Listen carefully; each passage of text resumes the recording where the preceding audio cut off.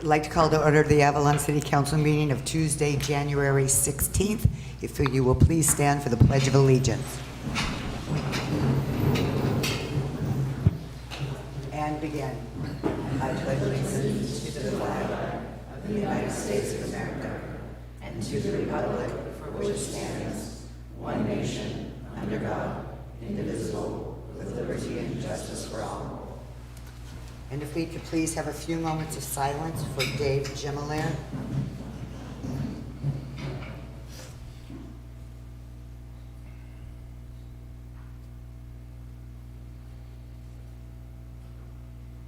Please be seated.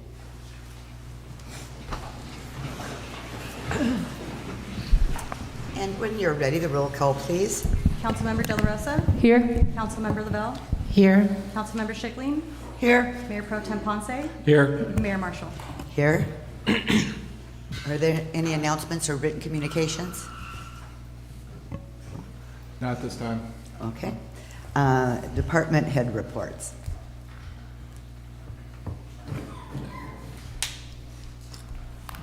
I'll start since Bob's not here.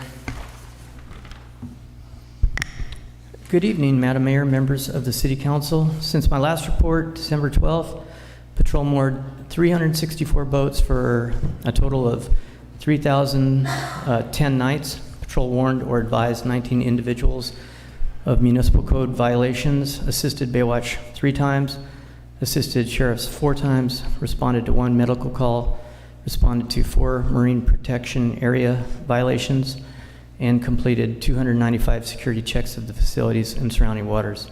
Just a short report for you tonight. Any questions? Thank you. Thank you, Lauren.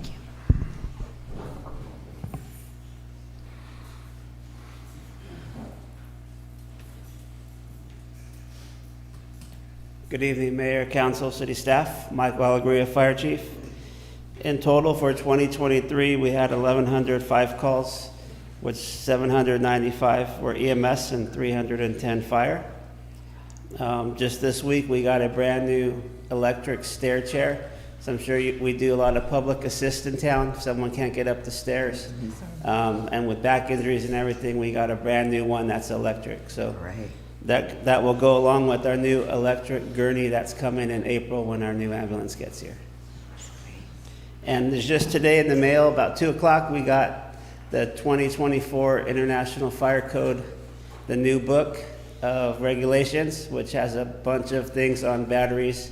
So John, the building inspector, and I will be getting together to work on that sometime this week. Oh, excellent, yeah.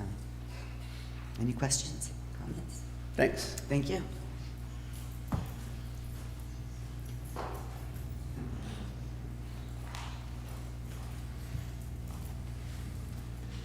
Good evening, Mayor, City Council, City Manager, Sergeant Grayson Klein, Avalon Sheriff Station. Since the last meeting, there's been 134 calls for service, 179 observations by the deputies. There's been 6 arrests, 2 for drunken public, 1 for trespassing, a vandalism, a petty theft, and a vehicle theft. And not much more going on with us. Questions or Questions? comments? No, thank you. All right.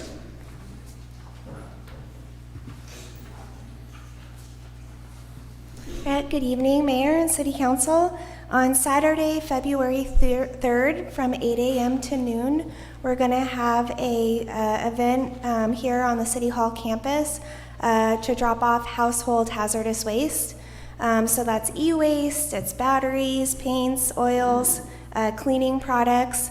So we're going to have this special event again on Saturday, February 3rd, from 8 a.m. to noon. The city staff will be there, as well as CR&R and IDR. And then later this month, we'll be doing proposal presentations for a new GIS system. So that'll be a great software upgrade for the city. That's all I have. And how is the survey going? The survey that's online? The survey online is going to be closing on Friday. All right. Okay. Yeah. Okay.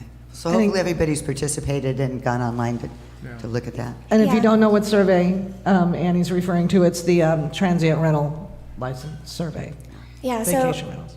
Yeah, folks can still go online, cityofavalon.com, to complete the survey on short-term vacation rentals. Okay, great. Thank you. Any Jocelyn, questions? will we be able to do one of those text message alerts with the link just to remind the public? Thank you. Uh-huh. So next, next for the department heads, we're going to have Jackie Cordero. Just want to introduce, council's had a chance to meet Jackie. It's her second week here with the city, but introduce her to the public. This is our new public works director. We're very thrilled to have Jackie joining us. In case anybody's wondering, Bob Greenlaw is going to stay on as a capital improvement project coordinator, but Jackie will be heading up our public works department. Welcome, Jackie. Hi, Jackie. Good evening. Excited to have you here. Thank you for the warm welcome. Good evening, Mayor, City Council members, and City staff. Jackie Cordero, Public Works Director. This is my second week here at the city, and I'm honored to be part of the team. I've served in the public and nonprofit sectors for the last 20 years in several leadership positions, managing large, complex divisions and groups and organizations. I'm really excited to bring my parks and operations and maintenance and emergency service experience to the city. This last week, I've been touring facilities, meeting with staff, contractors, key stakeholders, quickly understanding the city's unique operation. And I've learned that the city and community is small but mighty, and I'm really happy to be on board. A couple updates I have. On Saturday around 6 o'clock, we had a sewage spill on Pebbly Beach lift station. The programmable logic controller and the high-level alarm sensor malfunctioned, causing the 2 automatic pumps to fail. The manual pump was turned on, and our public works crews quickly responded and cleaned up the area. Within less than an hour, about 1,000 gallons were cleaned up. And we're actually meeting with a contractor tomorrow to figure out what really happened, troubleshoot any issues. I'm sure many of you have noticed the sinkholes around Pebbly Beach with the king tides that happened last week. We will start repair on Thursday. There will be periodic road closures starting at 8:30 a.m. And we will alert the community via social media text messages. And those are my updates. Any questions, comments? No, I just have a comment because Bob's not here. Thank you for the ADA sidewalks. Oh. 3rd and Clarissa looks like a whole new street. The whole thing of 3rd Street looks really good.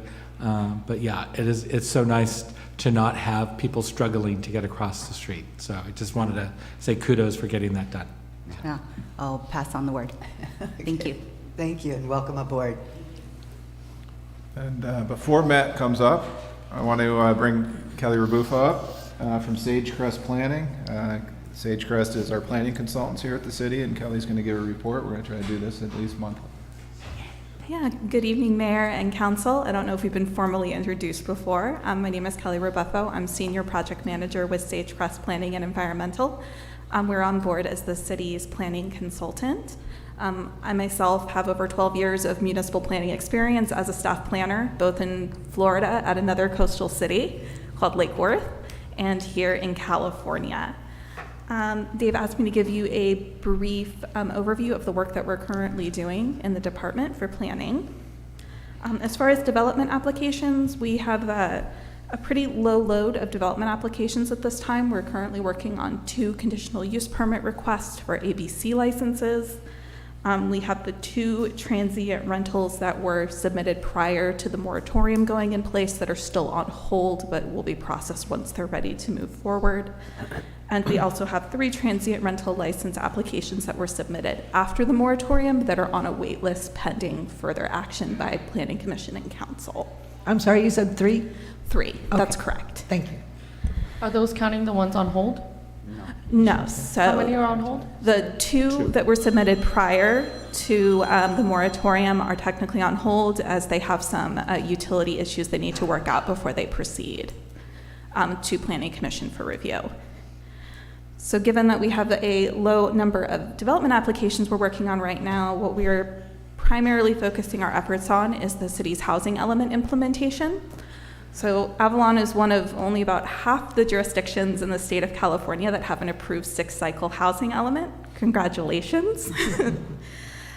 So we've primarily been working on prioritizing the items that need to be worked on in order to further the city's housing goals and also stay in compliance with HCD.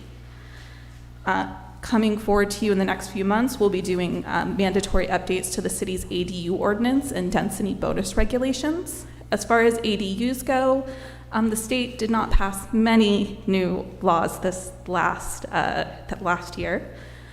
So those will be relatively minor updates. The density bonus regulations are substantially out of date for what they currently are, so we'll be working really hard to make sure that you're meeting all of the requirements for the state on that. Other housing initiatives that we'll need to do code updates for will also be code regulations for transitional and supportive housing, which are mandatory by the state in certain zoning districts. The city does not currently have those implemented in the zoning code, so we want to make sure that's done in the places where it's required. We're also getting some additional housing resources online to the city website so that residents of the city know what resources are available to them through LA County and other agencies where they can have resources to find affordable housing within the city. We are also continuing to work with Dave in the city manager's office on the short-term rental regulations. As Jocelyn already updated you, the community survey will be closing on Friday, and we'll be scheduling a discussion before Planning Commission in the next month or two, since we have that availability there to start having that discussion. And the only other item we're currently working on is we have started preparing the city's housing element annual report, which is going to be due to HCD April 1st. I believe Jocelyn prepared it last year, but essentially that report summarizes all of the new development applications that have happened in the last year related to housing and the certain metrics that HCD is keeping track of. And then also essentially a summary of what items we've checked off our housing element to-do list. Yeah. So that is my update. If you have any questions. No, lots going on. Thank you. Yeah, Nice thank to you very see much. Thank you, Kelly. Kelly will be coming back up when we do the Planning Commission appeal later on in the meeting.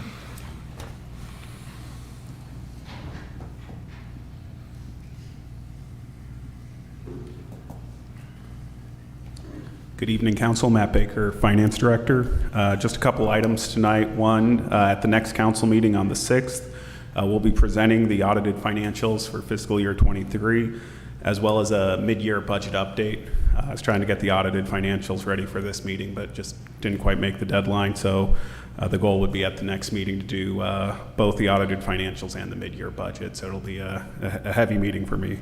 The only other thing for the public is just a reminder that business licenses were due today, so please get those in to avoid any late penalties or interest on those. Unless there's any questions, that's all I have. No, that's good. Thank you. Good evening, City Council and Mayor. David Hart, Recreation, Community Services. On January 1st, our annual Polar Bear Plunge returned on a beautiful Monday morning in a 59-degree welcoming waters. We had approximately 50 people take plunge and renew their souls. Afterwards, they were able to break their New Year's resolution of watching their diets by joining us for coffees and pastries. Happy New Year's, everyone. This weekend, the second annual high school preseason lacrosse tournament will be taking over Joe Machado Field. This year, there will be 8 teams participating. It is becoming the premier tournament for the top high school teams. Games start Saturday at 9 a.m. until 8 p.m. and Sunday 9 a.m. till 2 p.m. This tournament brings approximately about 400 people to the island on an off-season weekend, which is very welcoming. Admission is free to watch, and so come out and support this great new sport to the island. Avalon Youth Soccer League started this past weekend with about 115 participants from kindergarten to 8th grade. The growth of the league is in the younger age group, which is encouraging to see that kids are still getting outside and playing, and youth programs are trending back towards previous numbers, even with less kids on the island. A big part, I believe, is the partnering with MLS Go, which is the Professional Major League Soccer Youth Initiative. It supplies professional branded uniforms and apps for coaches to run more efficient practices with character teaching involved. We are excited about all our professional sports league partnerships, from the NFL Flag to the MLS Go, and coming this March, Junior NBA. We are also excited to announce that the registration for dance class starts tomorrow. We had a meet the instructor day on Friday, and it was a huge success. We were able to get 32 people to commit to signing up their children, and having been fielding phone calls and Facebook posts all day about it. We will be affiliated with Dance Tech, a San Pedro dance company from a former professional ballet dancer, Catalina Mace. And with the affiliation, we will also have access to instructors for many dance styles if we grow larger. For now, we are starting with 2.5 to 5-year-olds creative dance, 5 to 7-year-olds intro to ballet and tap, 8 to 12 years old ballet and tap level 1. Registration opens up tomorrow. Classes start February 9th. Fee is $80 for the 8-week session. I want to thank the Yacht Club for the donations that allow us to purchase boat tickets for Overtown talent to be able to come and bring their talents to the island. Is there any questions? No, that's great. Thank you. I'd like to say there are some seats up at the front, so if anybody would like to sit, come on up.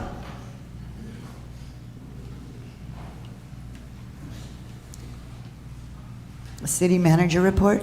Thank you, Mayor, Council. A couple items tonight. We had, as was mentioned, last week we had a couple wind events.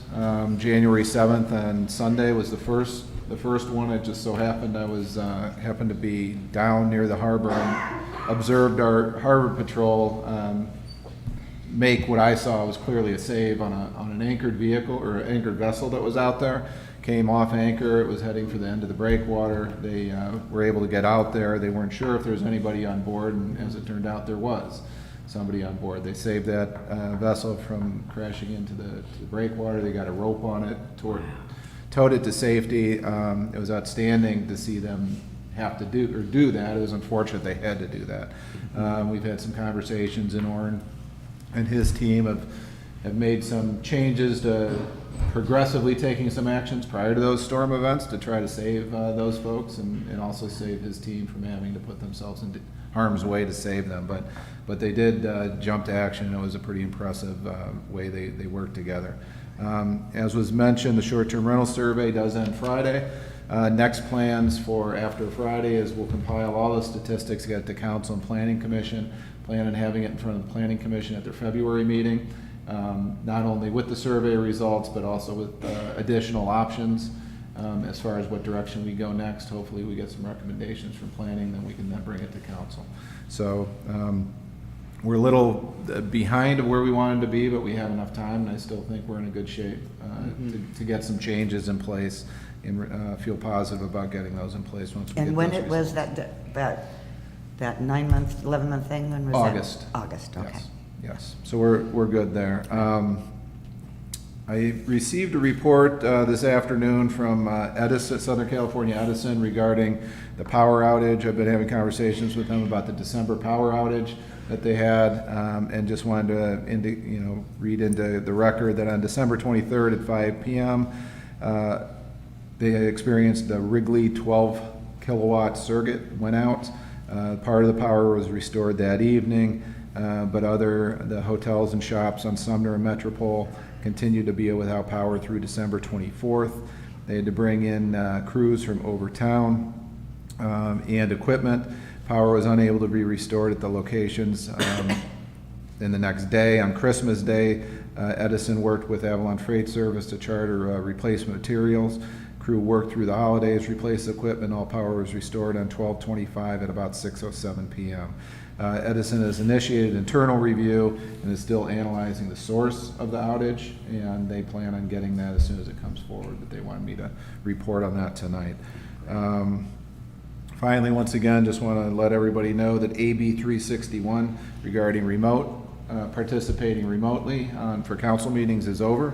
So council, that's why everybody will be here, and remote participation from the public has ended. Finally, Council will have a special city council meeting on January 30th, 2024. Primarily, this is to hopefully adopt or authorize myself to negotiate to adopt a contract with a new transit provider, public transit provider. That RFP will end by then, and also we have a couple other transit matters for that council meeting, so it'll all be transit related. And that's it. Thank you. Yeah, thank you very much. City Attorney Scott? Yeah, just along with what Kelly was indicating, last year the state legislature passed 53 bills on housing. And so the work that we have to do for housing is a result of the legislator saying, here are things that cities need to do. There's 53 bills. So we've gone through those and we have a plan to implement the required changes. That's all I have. And remember, now that we're no AB 361, you can use the little buttons to vote. You don't need to do voting by roll call anymore. They're working on it, sitting all down on the floor. They're not ready to go tonight, Scott. Yeah, one more time. So on the 30th, we can use that. Thank you, Scott. Council member reports. I'll go first. In regards to AB 361, can we update our webpage because it still gives all the old information as to COVID and signing in? I was looking at that yesterday and thought, oh. And then February 24th, Harbor Cleanup, being sponsored by Rotary Club. So please sign up, come clean up, get in the water, freeze your off, crazy people. And then Friday, I will be attending my first Environmental Quality Policy Committee meeting. So. Okay, thank you.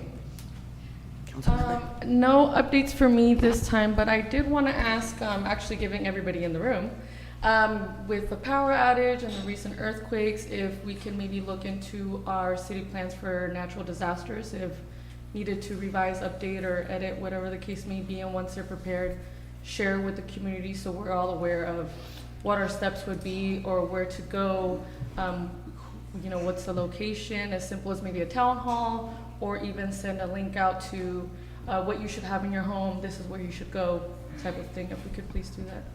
Certainly, good idea. Yeah. Thank you. Nothing much for me. The holidays were a very, very busy time for me, but I'm back. I got my feet on the ground.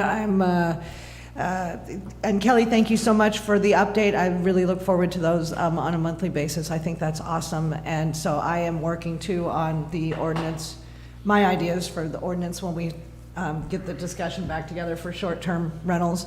I'm also still pursuing some legislation about transporting cannabis across international waters so we can hopefully get a dispensary in town sometime.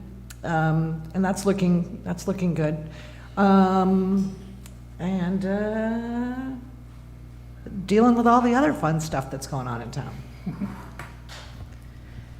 I attended the Gateway Cities COG for the first week of January and had some good discussions regarding transit and are still on kind of the agenda with the administrative team on that group to have more discussions regarding the island and broadband service and what that looks like. So I know that I believe Assemblymember Lowenthal's staff and Hector De La Torre have a couple of meetings coming up regarding that to discuss what happens next on the state side of things. Also was asked to attend a meeting regarding the deer with Assemblymember Lowenthal's office and some of the members that were here from the group that presented information at the meeting that we had when that public hearing took place. It was nothing to report other than just representing what the city did with the ordinance and what's been discussed previously. So, and then in conjunction with the Rotary and underwater cleanup, just wanted to give everyone a heads up because we've received a few questions. So Avalon Beautiful was contracted with the Island Company to make improvements to the dive park through donations, either directly through Avalon Beautiful or through places like Rotary providing funds. Rotary has $10,000 they're ready to spend right now. However, we've had requests from the island company regarding levels of access, including potentially adding a gate to the dive park area and level of access and or rate of pay for those who are working there and use that space regularly. Those types of questions I don't feel like I can answer on my own, or we can answer as a board necessarily just with Avalon Beautiful. They're asking both for city support and Avalon Beautiful support in those initiatives. And so I wanted to bring that back at a future council meeting. So I'll work with city staff to provide the information that they're asking us to approve, and we can discuss it at that point as a council. They would love to do nothing better than have that money spent. They're actively trying to. So for members of the dive community that are concerned or have worries about where that money is, it's literally sitting there ready to be spent. And we're waiting for this to be approved. So hopefully we'll have more for that in the next couple of weeks if we can before the next dive event for people. That'd be great. Yeah. And then just have Gateway Cities COG coming up. Well, it'll be after our special meeting, but before the next regular meeting in February. And that meeting space should almost be done. We've been meeting at alternate locations recently because of that. But otherwise, just want to wish everyone a Happy New Year, since we haven't seen most of you in an official capacity yet. And also had a great birthday week last week. And happy birthday belatedly on Monday to Councilmember De La Rosa. And also future happy birthdays to Devin Hart, who sits in that spot there. And also to Christine Planning, who will be having her birthday this week. January birthdays. Mine's in May. Okay. We'll celebrate it then. So's mine. Start early. No time like celebrating, right? We'll do it. Thank you. Thank you. Oh, sorry, one thing. Sorry, Jim, you gave me this. We also had the opportunity to visit the Seaburn Sojourn, which was the ship that was in port on this weekend. For those of you who haven't been familiar with that cruise line, it's a smaller cruise line. Their cruise had a capacity this time of 387 guests on board, and they were actually at the start of a 5-month cruise around the world. It's a little rich for my blood. It was a $200,000 cruise to start, but the ship is amazing and beautiful. So for anyone that has the ability to go do those, I would say check it out. It's worth it. But they were very kind and gracious in welcoming us onto the ship for a tour, and then showing us around a little bit for their cruise. So very personalized service, and I always love seeing different levels of concierge service. It was one of the best levels of concierge service I think I've ever seen. Yeah, they had, staff was practically 1-to-1. Right. It was amazing. And already knew that they had just literally started their cruise yesterday. The day before, we were their first stop, and already knew most of the names of all of their guests walking around the ship already. So. And it leaves out of where? Left out of LA. Oh, okay. Yeah, Cool. out of LA. They were heading to Hawaii next, and then all the way around the world, and would end up in the Mediterranean and Greece. So, yeah, quite a cruise. All right. Nothing, huh? You already spoke, I guess. Already spoke. I know, it was small. I attended SCAG remotely the other day, and Jocelyn was in with me. A lot of that is based on big city issues and last mile traveled and all of these other things. So it's fascinating, but it doesn't have a lot of impact on us necessarily. And at some point, and maybe it's at the mid-year budget, or we need to talk about our homeless population, and because this weather has been miserable. And I know that, I think the Harbor Department really works with the boaters, but we've got some people that are out there in very frigid weather. So I'd like us to see what we could maybe do about that. Also, I had a question, maybe Mary, you can help at all, but you're in the water department, but people are saying, what's happening with the propane? It's kind of going on and off, and people that have those little fireplaces. So I talked to a retired Edison person, and he said, so see if you can correct me, that they mix the propane with air to make it more like natural gas. And so what they're recommending people do is buy things that are charged with natural gas, not with propane in the future if they go to buy things. I think it kind of kicks off, but it comes back on, but it's kind of an annoyance, I guess. Can you speak to it all?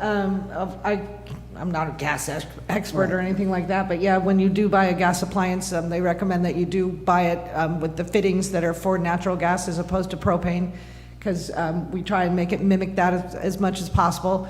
Sometimes the mix can be a little, the air ratio can be a little off, so, but not often. I mean, we have meters and they check those all the time.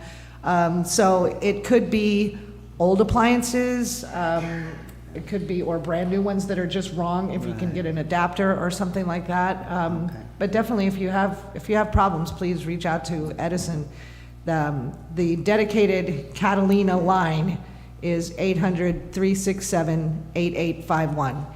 I know there's a lot of 800 numbers on your bills, but don't call any of those, because they'll say, well, call your gas company. And you'll say, well, I am calling my gas company. Right. So it's 800-367-8851 is the one where they know everything, Catalina, water, gas, everything. So. Thank you very much. Okay, that's all I have. Can I add just one more thing? Because I finally called Catalina Broadband about this today. I don't know if anybody else at home has been watching certain programs and it freeze and then go and then constantly during the show. I called to find out if that was system-wide. I guess I was only the second person to call. Nobody ever calls. No one ever called, but I was the second person to call today.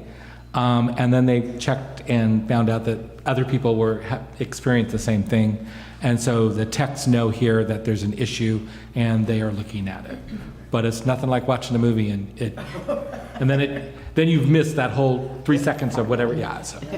Okay. But broadband, and my frustration was that we all got notices that broadband cost is going up. So I'm sorry, if you're going to raise my rates, then my system better work. Right. Good. Okay. Oral communication. This is an opportunity for people in the public to speak on items that are not on the agenda. You will be limited to 2 minutes and no action will be taken. Come on up, Paul. Good evening. Good evening. Paul Birchall, Avalon Library. Just a couple of quick announcements. I feel like I haven't been here in a few weeks. I've been away on a training. I've been taking a class in child development, which is kind of extraordinary. Every library is supposed to have some person who's taking a course or two in it. I'm the person at Avalon. Can't really send it to anybody else, but so I'm just back from that. Just a couple of ongoing programs I have right now that I think are really worth coming to. Smarty Pants Story Time. Every Saturday morning at 11, we do a lovely story time. The kids have been coming, some of them so long, they're now reading me the stories back to them. Have you noticed that? They actually, it's like, and they read the story back at me. It's like, okay, makes it easy for me. So that's every Saturday at 11. I want to encourage kids to also come to my Creation Station events. That's every Tuesday and Friday at around, starting at 4. It's kind of all day long after 4. Just have a craft out. It's usually pretty passive, but it's like today I bought a bunch of paper mache treasure chests, so we're doing a sort of pirate thing over there. Going to do some beaded bracelets on Friday. I think I've got make your own banjos. It all sounds a little more fancy than it is. It's just kind of low-key and just a pleasant way to spend an afternoon after school. I want to encourage folks to come to Catalina, Everything You Want to Know, the weekly, twice-monthly talk that Chuck Liddell gives. His next one is going to be on Wednesday, January 24th at 2 p.m. He's going to talk about, I guess, his family links to Avalon next meeting, which will be pretty cool. Starting in February, I've got a whole bunch of excellent events coming up. I'm going to welcome back the science librarians of MakeMo, Maker Spaces. They're going to do a Measure the Wind activity with children Tuesday, February 6th at 4 p.m. I'm also going to have a visit from the art teachers of Barnsdall Arts from Hollywood. That's going to be on Friday, February 23rd at 4 p.m. I'm going to have a make your own Basquiat buttons craft for grown-ups. It's based on the artist Jean-Paul Basquiat from in honor of in celebration of Black History Month. So we're going to make Basquiat buttons for grown-ups. I'm also going to try something on Valentine's Day that may or may not work, so I'm a little reluctant to talk about it. We're going to try a blind date with a book. You come on in, you say, yeah, that's right, Mr. Bonds. So you're getting a big horror book, this big. So it's like we do, so you say, so well, I like this kind of book, and I have a wrapped book, and you give it a blind date, give it a read, give it a couple chapters, see what you think. So I'm going to be doing that, and still doing Color Mania, pretty much every Tuesday from 12 to 2. That's sort of a cruise ship friendly event because I get a lot of people just come on in and they go, oh, look at the library, look at that. And they want to have something to do. They want to use the Wi-Fi and do something else. So we do a little adult coloring thing, nice and mellow. And yeah, that's really all I got. Oh, yeah, I'm going to try a Spanish-English bilingual story time. I'm going to have Alex do that. He's Nice. our library assistant. cool. So he's getting trained to do that, and I am very hopeful that we'll have that for you in February. It still has, that one has to be checked by my boss first, though. Can I just point out one thing, Paul? Yes. Valentine's Day this year? What's is that? Valentine's Day this year? Yes. Is actually Ash Wednesday, so just letting you know. Okay, so you'll burn the book. Blind date and burn the book. I better not do library books for that one. Maybe it's just some of the donated dictionaries people have given me. All right, thank you very much. Did you guys rehearse that before you got here? That was Of course we pretty did. funny. Thank you very much. Thank you, Paul.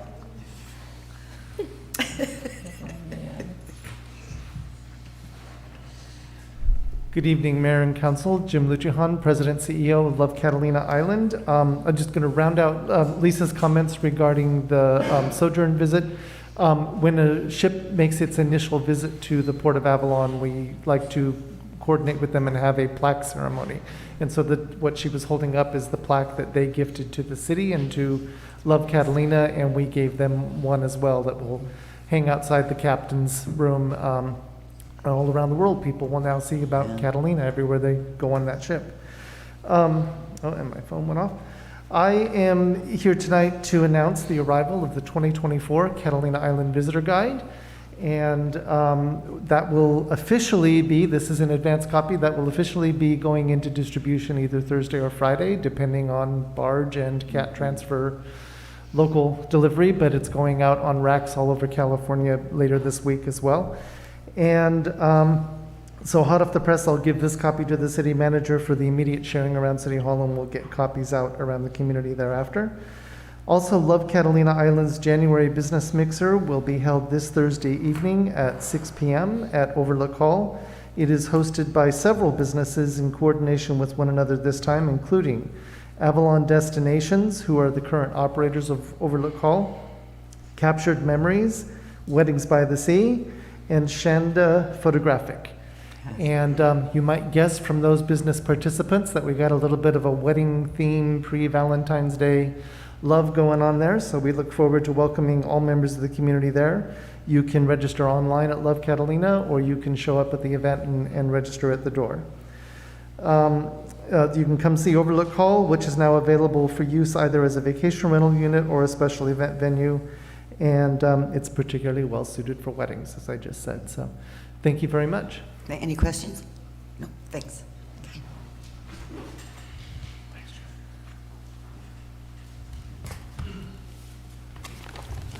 Jason Perret, 134 Whitley. I was going to say some things, but I want to live in a kind community. But I do also want to tell the truth. And the fact is the three of your behaviors last week were utterly horrible. You put our organization, and I want you to know I didn't organize any of this, at greater risk of closing. If you don't believe me, ask each one of these people that want to come up here and talk that are hospital or have healthcare experience. But that is what you did. A system hospital is not going to want to come to this community and help us out when they see dysfunction like this. Mary, you were on your phone 75% of the time while I was presenting. I saw. How does that make me feel like you care about health care? And then, we throw into this whole thing. I know you know that my family has been targeted in the community. My daughter, my wife. And then, I am part of a club I did not want to join. I am in the active shooter club. In 2008, I was at a hospital I didn't know the person. I heard an explosion, I went to help. I turned to the corner, and there was a man with an AR-15 pointed at me, and he pulled the trigger and it misfired. You have no idea what it is like to look into the eyes of an active shooter. It is a ghost. He chased me for 4 minutes, shooting at me the entire time. I did not know this person. And now I find out that on social media, it's being talked about how I caused this and how I could bring this back to this community. You started this. I hold you three accountable. You know this is the platform for where everything jumps to Facebook and social media thereafter. And I'm sure some of you actually participated in it on Facebook, even though I don't go there because I think it is the devil.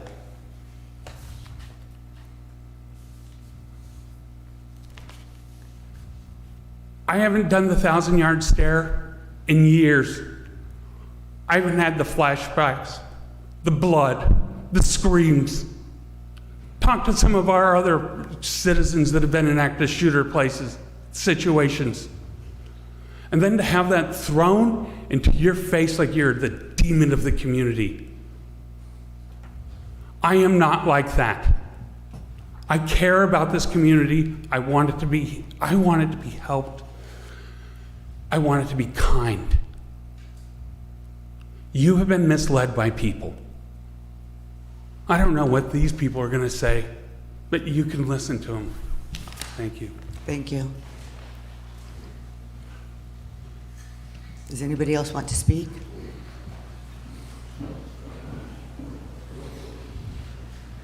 And remember, this is oral communication, and you're limited to 2 minutes. Thanks, Bryce.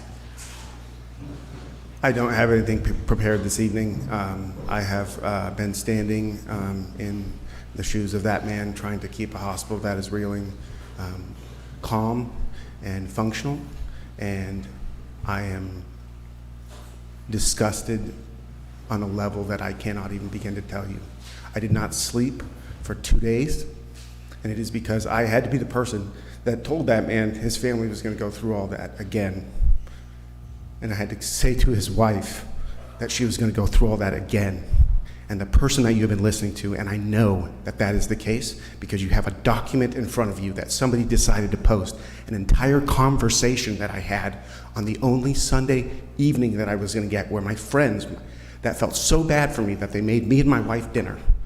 I couldn't enjoy my dinner because I was having that conversation, because that person decided to parrot, and what you guys have done is parrot.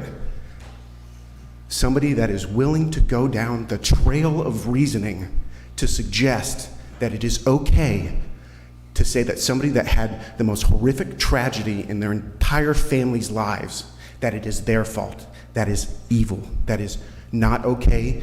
This town needs to have a conversation about bullying, and people need to start realizing that talking about Jason's salary and Tim Kilpinski's salary and all of those things are not what we came here to do. We came here to ask you to do your jobs because you work for us. You work for all of us. And we came to ask you to do your jobs. How many of you reached out to an elected official? How many of you reached out to somebody to try and help us? We have, I know through, Since day one, actually. yeah. That's one thing I'm not gonna, we have, since day one, we have. Yeah. This is not okay. Oh, don't look at me like that. Please do not look at me like that. I have in my possession a notice of intent to recall, and you will be recalled. I'm letting you all know right now. Thank you. Thank you.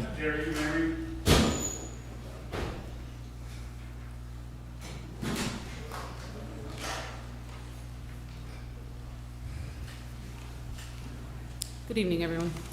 My name is Jessica Flores. I've been a licensed nurse at the hospital since 2020. My background, both ethnically and professionally, has given me a unique opportunity to understand healthcare in more ways than most. The presentation by Jason last week was meant to shed light on injustices that are occurring within our government system. The Medi-Cal system And those programs that were designed to help people, they're letting this community down. That's what we were trying to point out. Minority groups, including Latinos, they make up one of the largest portions of Medi-Cal recipients. Funny enough, that's also a large portion of the Avalon community. And it's not something that I see represented enough. Not here. They're not defended enough.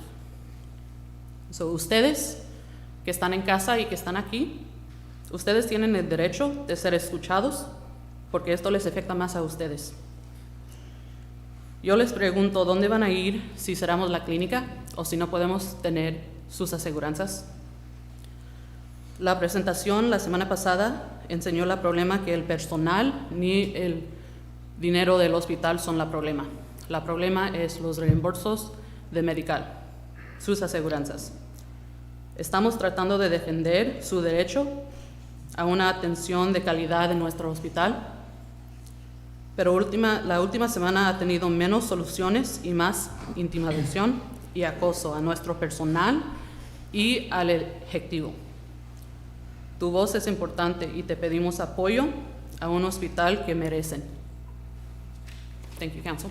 Thank you very much for your comments.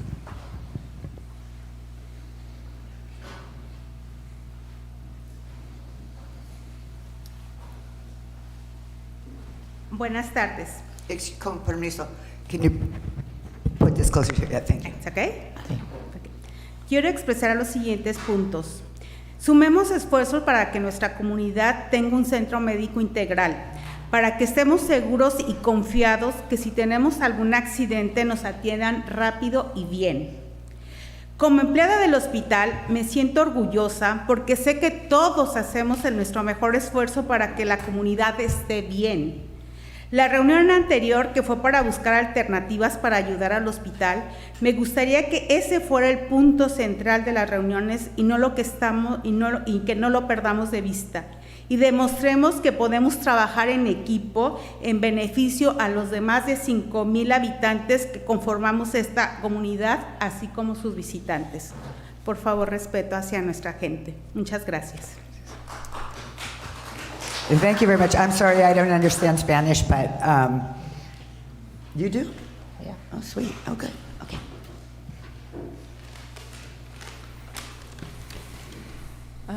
Good evening, Mayor and City Council.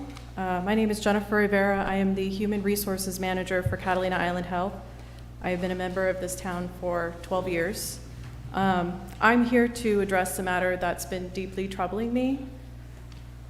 For a while now, our CEO, Jason Prey, has been the target of unfair attacks from members of our community and this council. This treatment has not only taken a toll on him, as you can tell, but has also affected his family. Just recently, our CEO presented compelling evidence to the council highlighting the significant disparities in state reimbursements that our hospital receives compared to others across the state. These discrepancies threaten the sustainability of our hospital and by extension, the health and well-being of our community. Instead of addressing inadequate reimbursements, some in our community and this council unfairly blame our CEO's salary. This response completely misses the point. This narrow focus demonstrates a lack of understanding and concern for the real issue that could result in our community losing its vital hospital. Simply getting rid of him or reducing his salary will not resolve the underlying problem. I am strongly urging you to please remove your personal bias and consider the broader implications of the situation. It is disheartening to witness the spread of lies and misinformation about our CEO. The relentless and unjust treatment he has received is nothing short of shameful, and it's unacceptable that his family have become a target as well. I'm stressed every day wondering what hateful comment is going to be said next. Right now, our hospital needs everyone's support. I'm pleading with this council to please stop the grandstanding, stop perpetuating misinformation about Jason, and educate yourselves on the real issues the hospital is facing. This is a time when we need to be unified so that we can overcome these challenges and ensure the continued well-being of our hospital and the community it serves. Thank you for your time. Thank you, Jennifer.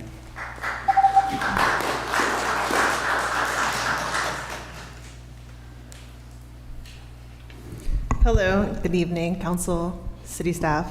My name is Christy Alegria and I live at 34 Canyon Terrace Road. I would like to thank the council and City Hall staff for taking the time to listen to CIMC's financial issues and allowing the public forum to bridge the gap so the community can be informed from the source of the financials and the options if the financial difficulties continue. I would also like to thank the council for being able to ask questions everyone is thinking with tact and grace.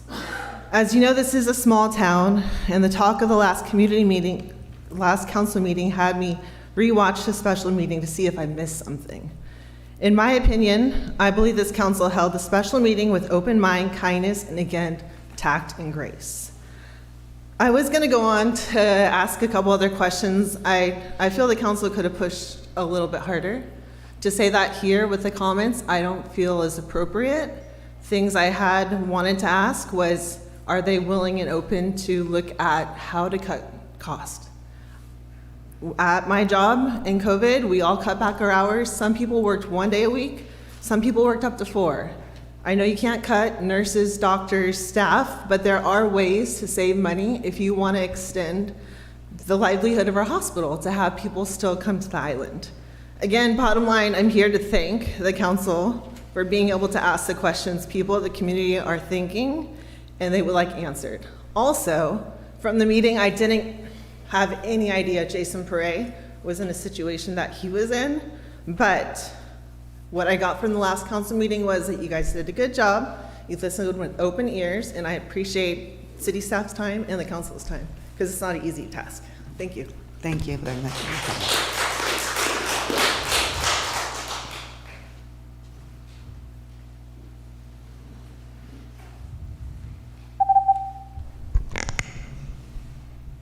Janice Hall, 334 Clarissa. I would like to thank the council for their questioning, not their attacks. It was the right thing to do, is what we voted for them to do, hired them to do, as it were, and they did a great job. And I would also like to thank the 6 nurses that gave up their salaries and their careers. I see a couple of them here tonight, and so that we could have this discussion, because I think they got it rolling. And then last but not least, I would like to thank a gentleman by the name of Jerry Nelson, who writes for the Huffington Post, and this week's paper had a fantastic article on it, shocking actually, that called Rural, let's see, I think I have it.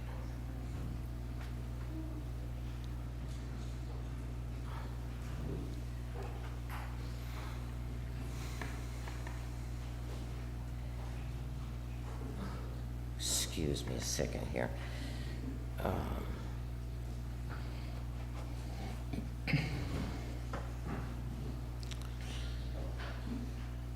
Called How to Screw Up Rural Health Care Without Touching Medicaid. And then his name, it's in the HuffPost this week. You should be sure and look it up and read all the way to the end. So thank you for your service. Thank you for your comments as well.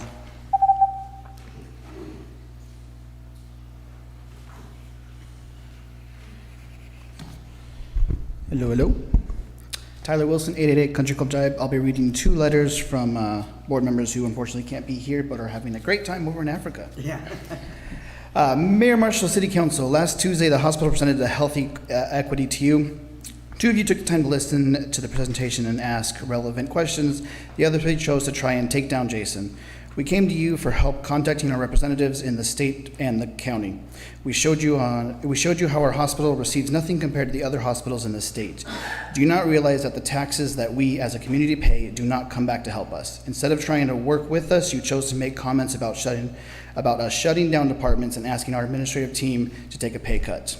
Do any of you really understand how a business is run? You don't shut down revenue resources, and you don't sell off your assets.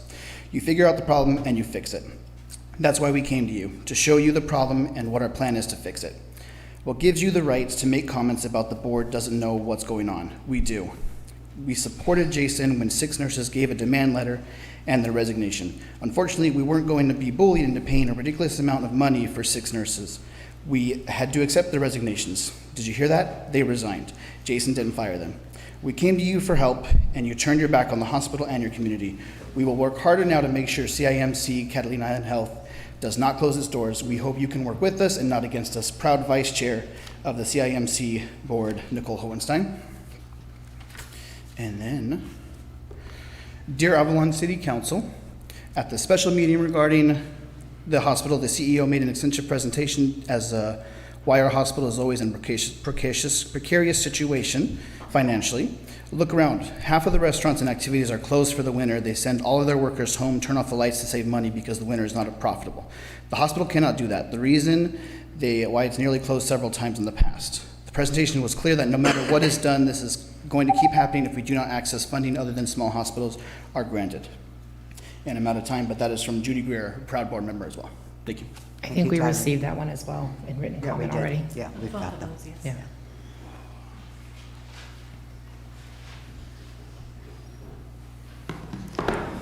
Hello, my name is Cliff Boyd, and I am the manager of our hospital maintenance department. I'm here today to support of Jason Perret. As you know, our medical center is vital to the overall well-being of this community in many ways. What you may not know is that one of the most significant challenges that rural hospitals face is retaining well-qualified CEOs.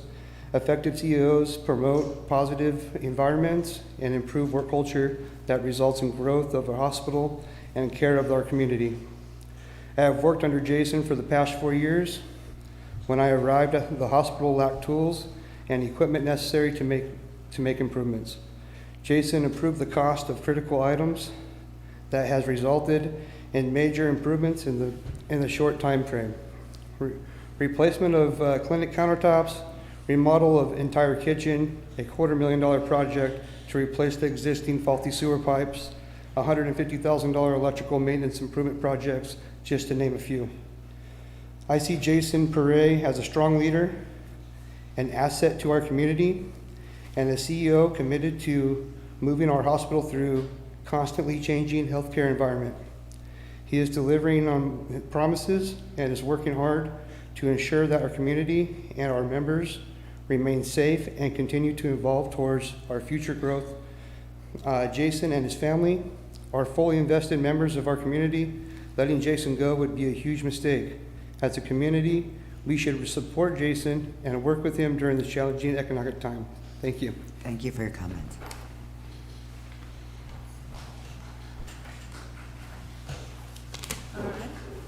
Good afternoon. My name is Amelia Perret.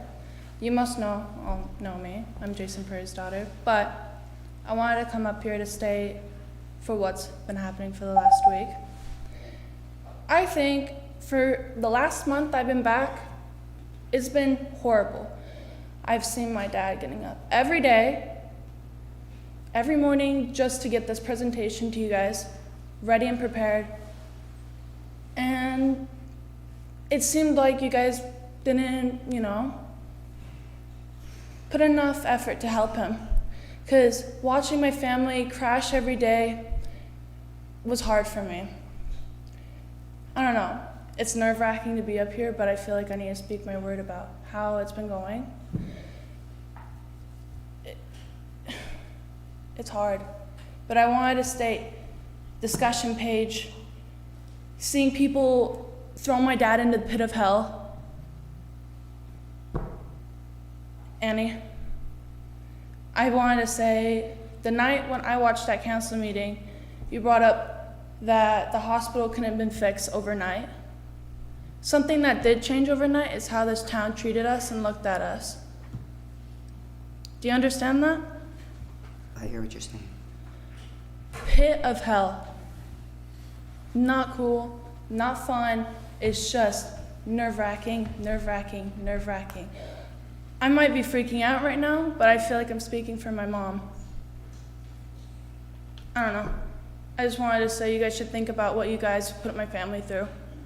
You could have stood up for us, spoken out. That's all I ever wanted to happen. I don't know. I give up. But I'll see you in town. Yes, you will. Yeah. Thank you. I don't know. Thank you. Thanks, Amelia.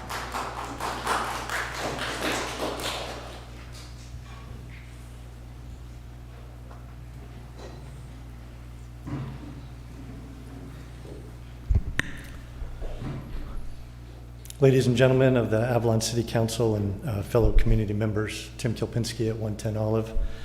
Today I stand before you to discuss crucial matters that will shape the future of Catalina Island Hospital and by extension, the well-being of our entire community.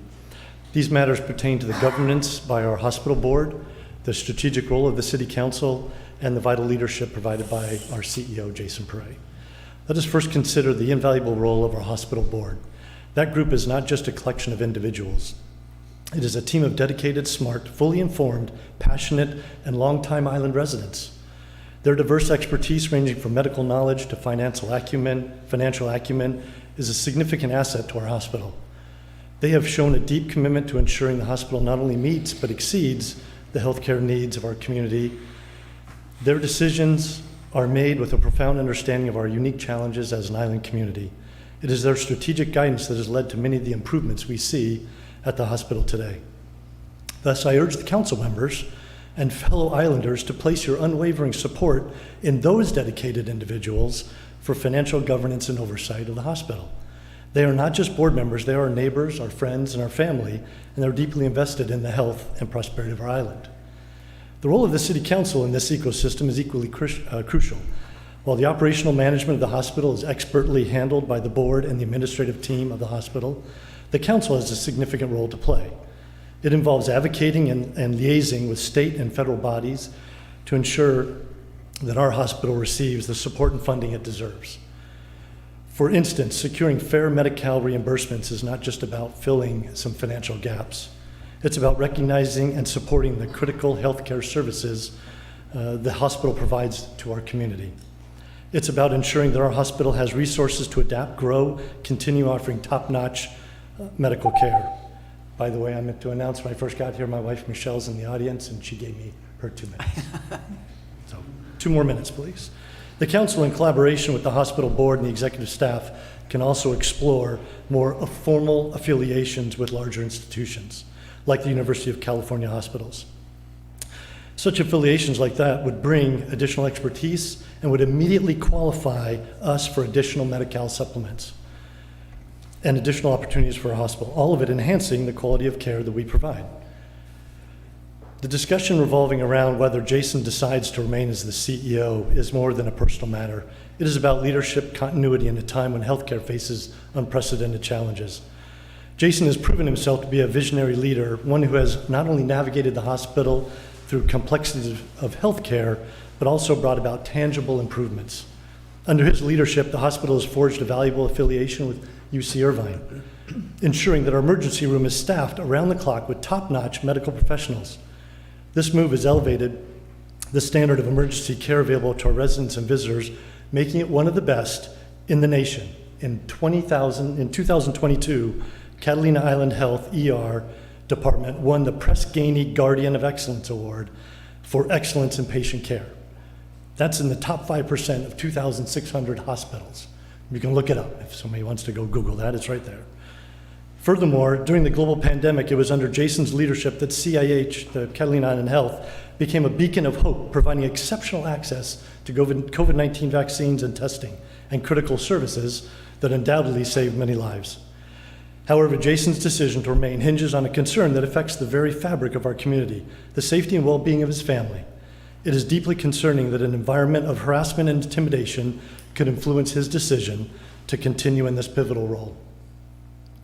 It is paramount that as a community we foster a culture of respect and safety. We must collectively ensure that our leaders, like Jason, can serve without fear for their family's well-being. This is not just about one individual, it's about setting a standard of respect and decency that defines who we are as a community. I just got a couple sentences. In conclusion, the path forward for Catalina Island Health is one of collaboration, trust, and mutual respect. We must support our hospital board in their governance. We must leverage the city council's role in advocating for the hospital at the state and federal levels, and ensure a stable and supportive environment for our CEO and his family. Together, these actions will safeguard the present and secure a prosperous future for healthcare on Catalina Island. I thank you for your attention. Thank you. Thank you. Any other comments?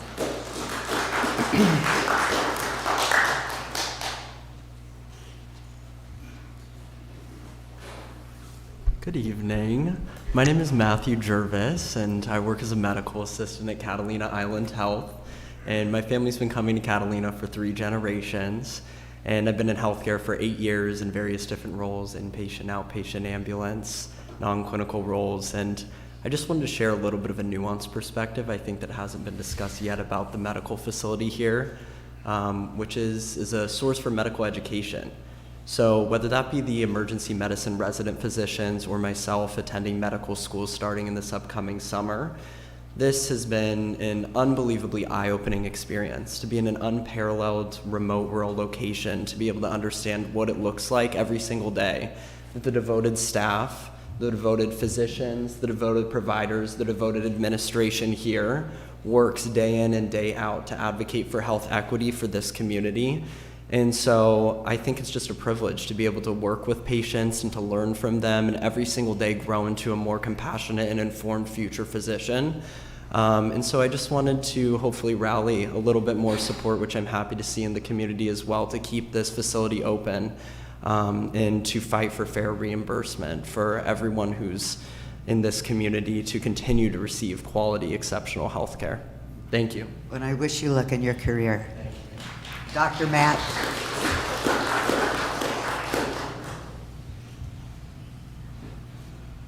Hello. My name's Sophie. I am also a medical assistant at the clinic. Now, a lot of people I know and work with probably understand that I'm not much of a public speaker, so it takes a lot for me to come up here. I don't know Jason personally. From what I've seen so far on what's been broadcast and hear people behind me, they either had special relations with Jason or friends, family, things like that. I don't. But from what I have seen, heard, and experienced, that was not okay.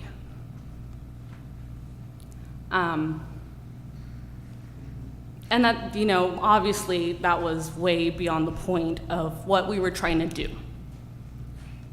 A lot of the community here doesn't understand.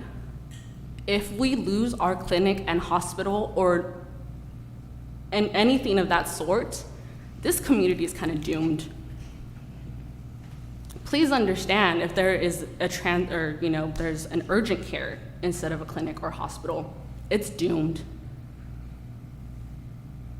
Community members I've seen that complain about a 20-minute ER wait. Please have fun with your 5-hour wait. That is going to suck. But, again, I think the whole purpose of everything was kind of overlooked. I don't even know how much time I have, but honestly, again, everything was kind of overlooked.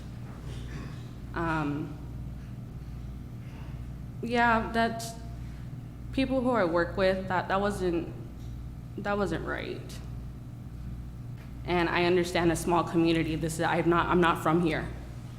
So again, if the community or certain individuals have opinions about what is happening in the hospital, please be in my shoes, be in other employees that have come up here's shoes.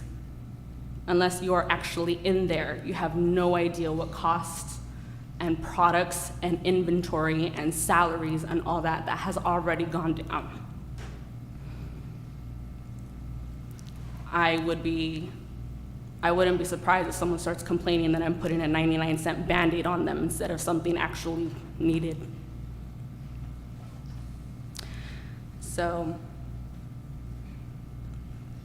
yeah, the whole bullying part and harassment and all of that is completely uncalled for. And I'm not even saying for certain individuals here, community in general, because best believe there have been conversations in those rooms where I'm not even talking about healthcare anymore.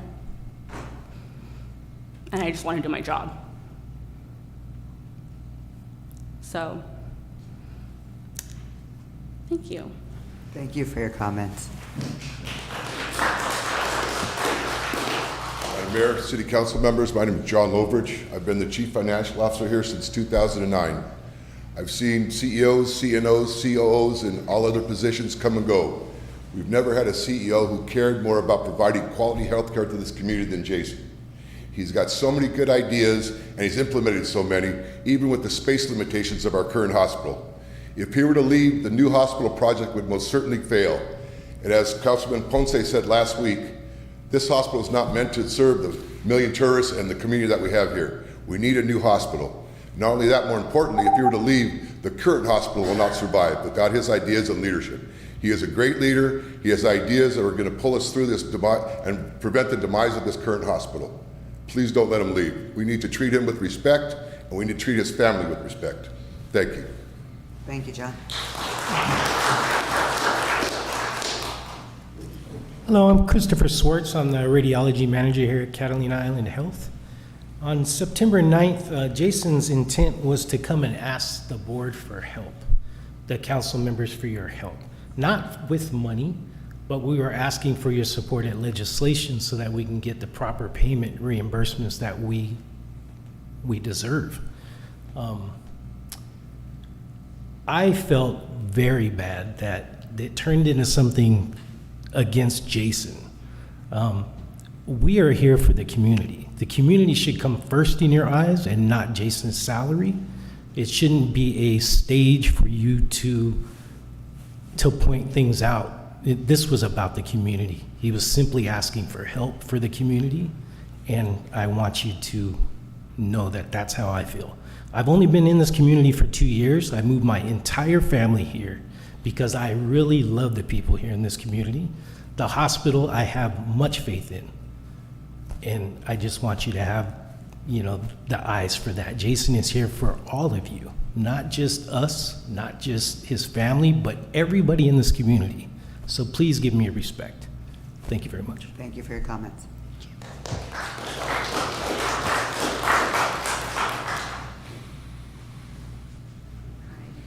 My name is Julia Pasco. I'm actually a traveler for the hospital. Was. My contract ended 2 weeks ago. But I just wanted to say I've been in X-ray tech for 18 years, and I'm an adjunct professor at a small community college. And boy, this is an eye-opener. I've been at huge trauma centers, and this is something that you really have to take control of. The thing that somebody gets hurt, there's just like very little. And you guys has such a, forgive me, you guys have such a great hospital here. And there's things specifically that have to be done to make sure you're safe. And I don't know, I've been at, the hospital, I do x-rays and CTs, I see things come in that I wouldn't see in a regular hospital that need to be taken care of now and or flown out. And if you don't have the staff to do that you have right now, things get a little crazy. And the nurses and the doctors and the staff and everything are about the top of what I've seen even in large trauma hospitals. And it's honestly, when I first got here, I told my husband, this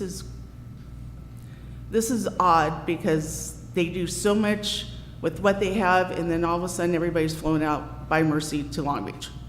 And I have never seen that in my life. But the whole segment of this needs to be that you have good staff. And this is just me, outsider, looking in. I've only been here for like less than a year, but please bear with me, that you have good staff, you had good staff, you have good leadership, and I know this is just me talking because I really, really engaged in your community. Really, I did. I used to come here on cruise ships, as what you guys are talking about, since I was like 22 years old. Now I'm way over that. And yeah, this is a very excellent experience I had here. And please think that what you need to do to keep it the way it is, or you know what I mean. Thank you. Thank you for your comments. Is there anybody else who wants to speak? Okay. Mayor and City Council members, my name is Neil McCready and I work with the Catalina Island Health Foundation. I'm going to talk a little bit about a different aspect of the work that is done with the hospital. I have great confidence that this hospital is going to continue to grow and thrive because of the dedicated leadership of an outstanding board of directors, professional staff led by Jason to move this organization forward. And as many people have said, last week's purpose was to come and ask for the support of this body to help us find permanent solutions for the funding and the day-to-day operations of this hospital. Now, you have to remember that in 5 years, 11 months, and 16 days, this hospital by state law closes down if we do not have a new hospital built. One aspect of that falls directly to the foundation, and that's what I want to talk about Jason's skill sets, is that here's an individual, and my background has been in university and healthcare fundraising for 38 years. Worked with a lot of CEOs and a lot of college presidents. This part of the job, nobody likes. I doubt if anybody around the room would want to go out and ask somebody for $1 million. It's tough to do.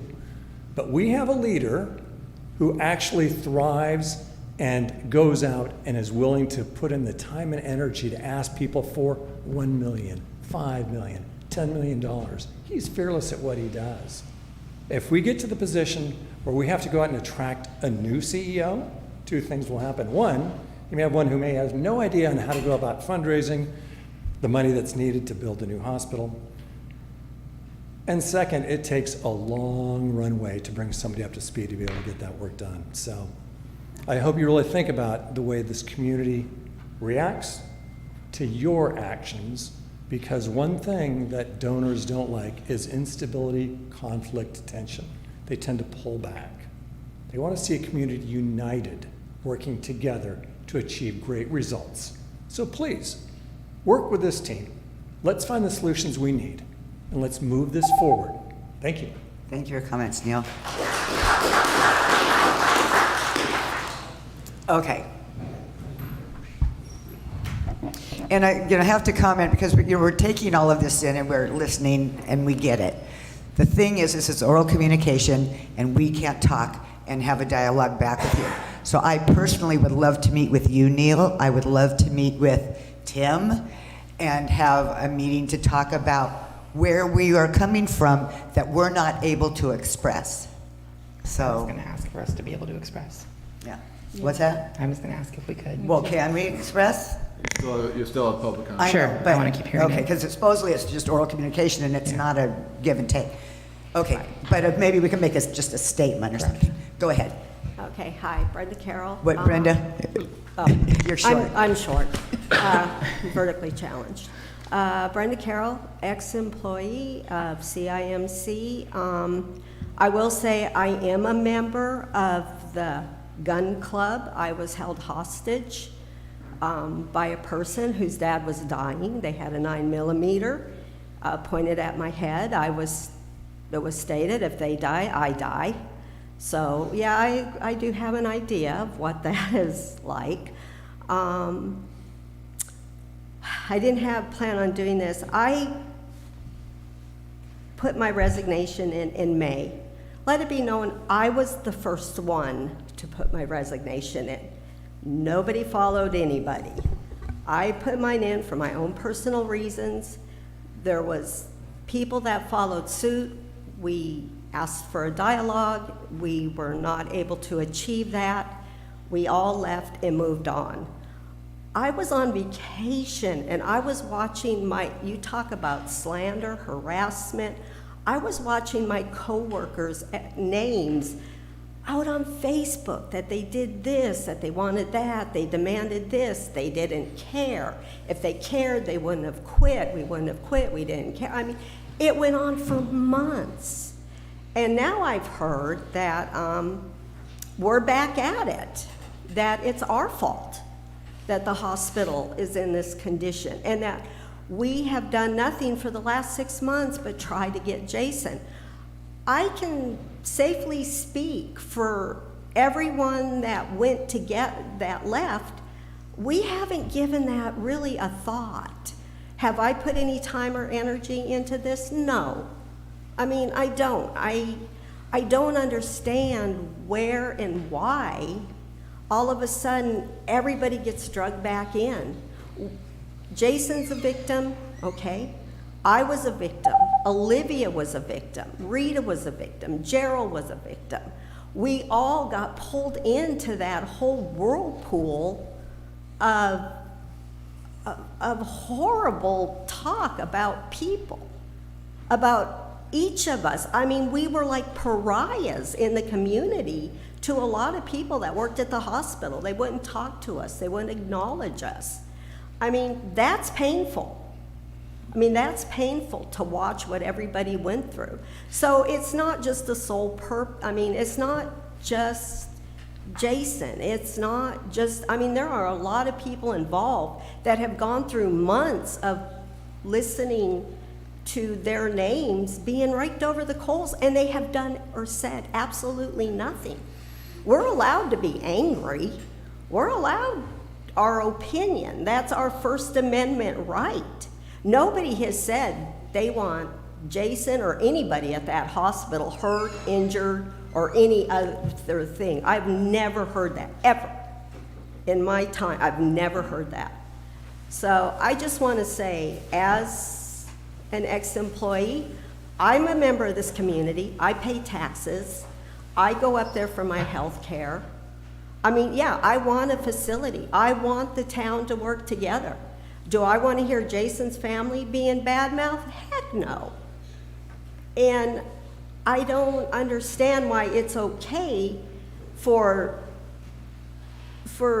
you know, people to say, okay, don't talk about them, but yet I have friends in this room that have just been massacred, their reputation, their well-being. They've lost sleep over it. I've lost sleep over it. So I think as a community, as a board, I thought you guys asked reasonable questions. I think everybody was a little on guard last week when they came up. I think a little bit, everybody was a little sensitive, but I think that is your job, to ask, where is it going? What can we do?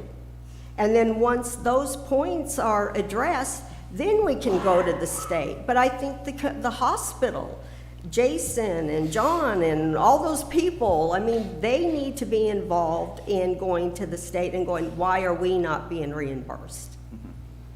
I mean, we are a community, you know? So, anyway, that's my 2 cents. Very nice, thank you. Thank you, Brenda.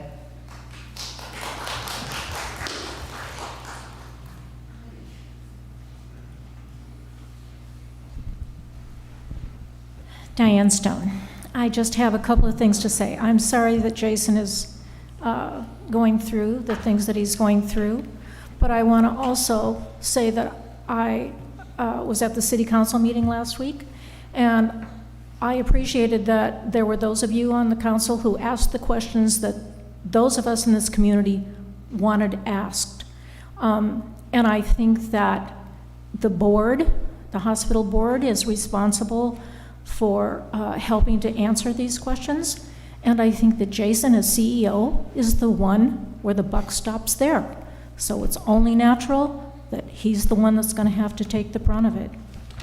Thank you. Thank you. Okay.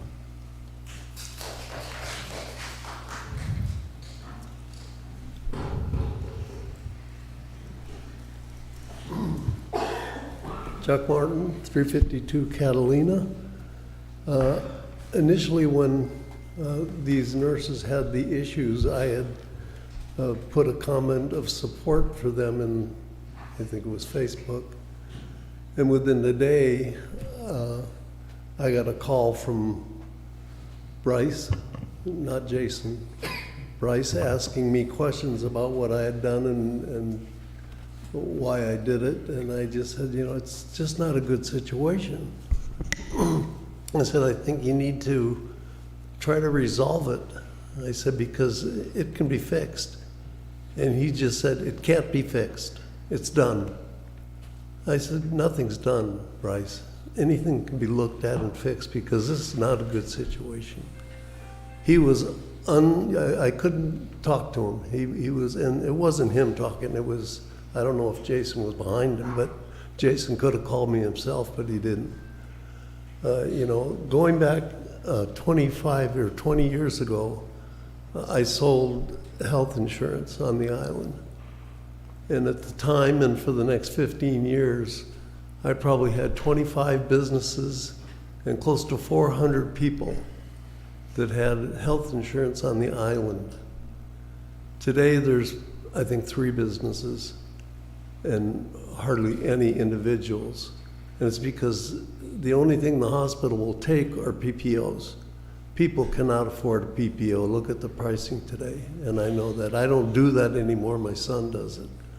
But I know that if you talk to Jason or somebody at the hospital that said the compensation just isn't there for HMOs. Well, it was there for 15 years under every other CEO we had, and they worked it. One of them, university affiliates, I don't know how many different HMOs or whatever it's moved to. And I know that THIPA, they say, doesn't pay their bills, and so they don't want THIPA. They're running the hospital. They got to find ways of making money, and more than that, they've got to find ways of covering people on the island. That's who lives here, island people. And the ones who can afford a PPO, they go up there, or if you're on Medicare, or maybe Medi-Cal, but a regular people on the island that do have the coverage today, the 3 or 4 businesses, they kept their HMO because the medevac is covered at $100 deductible. If you have a PPO, it's $45,000+ to take a medevac, and then you pay your deductible and 20%. They can't afford that. So I think that if he's such a great CEO and manager of the hospital, find a way of covering the people here. I mean, we talk to people. People call and they want coverage. And you tell them how much it is and what they take, and they say, "Oh, thanks." So, Medicare is it. Medicare, Medicaid, I don't know. He can tell you what they take. But I think that if he's for the community, if he's looking for help from us, I don't think I think it's, and this is my own opinion, and it's my way or the highway. I know there are board members who have left. I know there are people at the hospital who've left. Whether it was on their own or whether he asked them to leave, I don't know. But I think that things aren't very negotiable. Maybe he's great. I don't know. Don't ask me. I just think that if he's doing such a wonderful job, show it somehow that we can see it. Don't attack you guys because you're asking him questions about why the hospital's broke.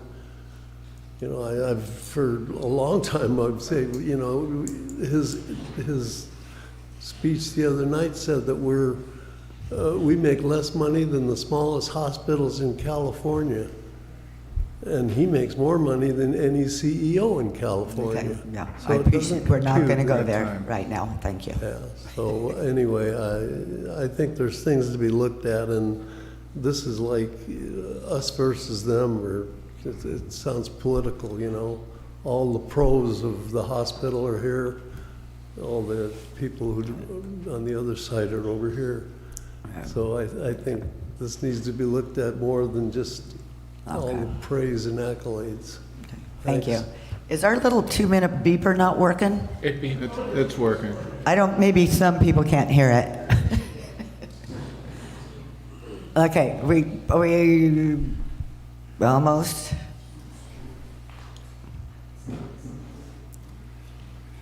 Oh, okay.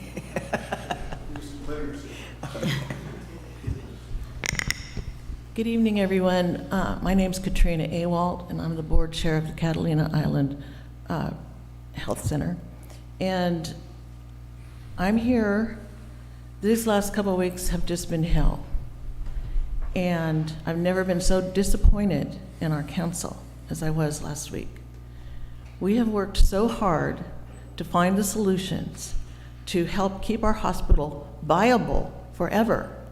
And after that beautiful presentation last week, you didn't sit down and say, thank you, what can we do to help? None of you did that. You immediately just launched into town gossip. You ladies are here as our representatives. You're not governing with gossip. We are doing our best. Half this room here all work at the hospital, and they're afraid for their jobs. Because if we can't get this funding with the help of the city to press our legislators and even the UC systems, we're gonna not be able to build the hospital that we want. We have the funding set up, we've got the bond issue set up, we've got it all figured out. We're trying to make it all happen. And you guys are coming after a guy's salary. We've never had a CEO at this hospital like him, who's made so much, done so many good things for our community. We all kind of forget about it. When Jason was hired, and I've been on the board for almost 9 years, I'm not a dummy. I ask questions, I always do.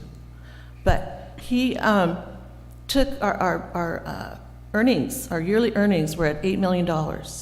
They're at $18 million. That's a lot of money to generate, and that's in about 5 years. Because we bought the pharmacy, paid the people off, the investors, in record time. We have a physical therapy center. Then we had COVID, and you know, on and on and on and on and on. But I think you showed him disrespect.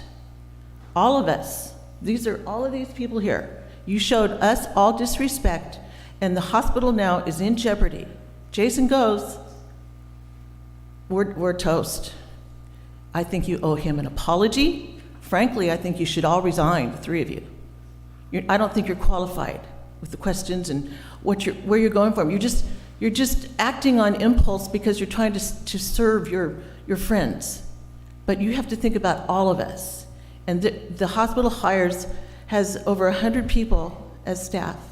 And I've been talking to all those people for the last week. And they're afraid. They're afraid. They think they're gonna lose their job. Where are they gonna get a job paying what they get now here in town?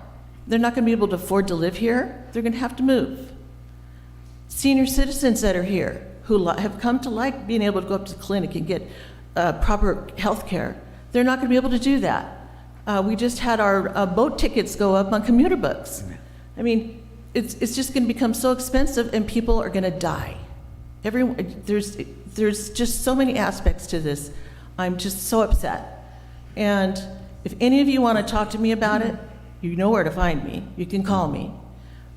Financials, you get furnished with financials every year. You wouldn't even be able to understand the financials. When I first got on the board, after my first meeting, I went to John Loveridge. I was with Brian Ballard, and I went there the very next day, and I said, I'm a businesswoman for 40 years. And I looked at their financials there. I go, how do you do business like this? There's so many aspects to it that you have to learn it. Yes. And you can't just look at it and say, oh, you know, like with my business, if times are tough, I do tighten my belt. I cut expenses. You can't do that with the hospital. And the paying system, when I sell something in my store, I get the 100% of the dollars that I asked for. They get 8 cents on a dollar, 40 cents on a dollar. I mean, just, it's ridiculous. And so we're always trying to look for ways to generate income and make it better for everyone here. So I ask all of you, please, the one thing I think would go a long way is a sincere public apology to Jason. He deserves it. I've had his daughter came to see me this week. She came in to comfort me. She came in, gave me a hug in my shop, and she says, how are you doing? Hi. So sweet. And she says, it's been so bad. I feel bad. She says, I'm gonna be okay. But my dad and my mom, it's been so awful with this horrendous stuff written on Facebook. I don't look at Facebook very often, but I got to tell you, I think, I don't know who these people are spewing this poison. I think they just sit in their chair and look at their phones all day and look for how they can stir up controversy. I appreciate your comments. You've gone now to 6 minutes. I think I'm allowed to have a little bit longer. Or somebody's Okay, going to... okay, one last thing. Please. One last thing. If the... Oh, 5, excuse me, Dave.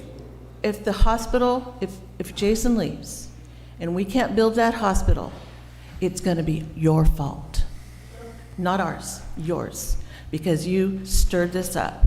This man spends 14 hours a day working hard to try and get it all done. He's working to get donors, spending time with all these people. It just goes on and on. So call me, come see me, think about an apology like tonight, and I think it would be a really good thing. Thank you. Thank you for your comments.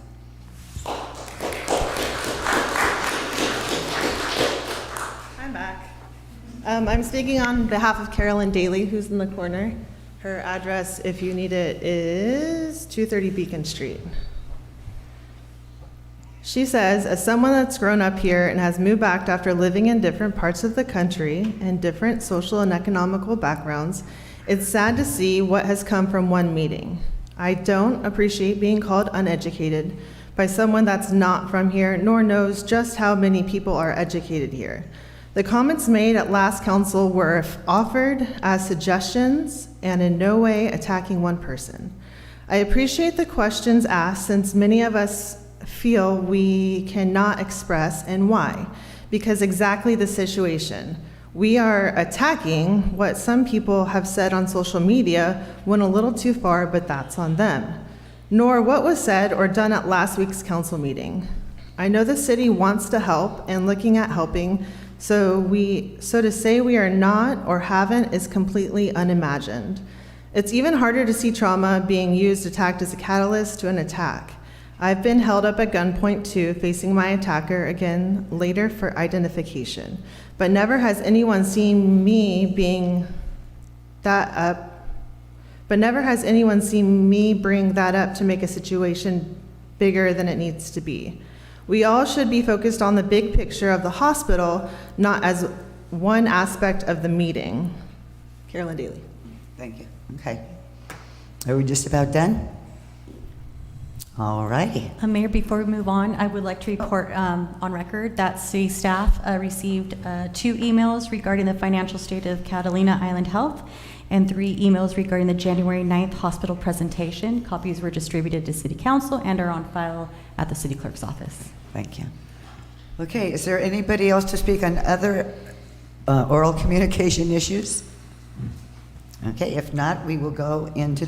Oh, sure. We're going to take a break. So you can all stick around and see what else is on the agenda.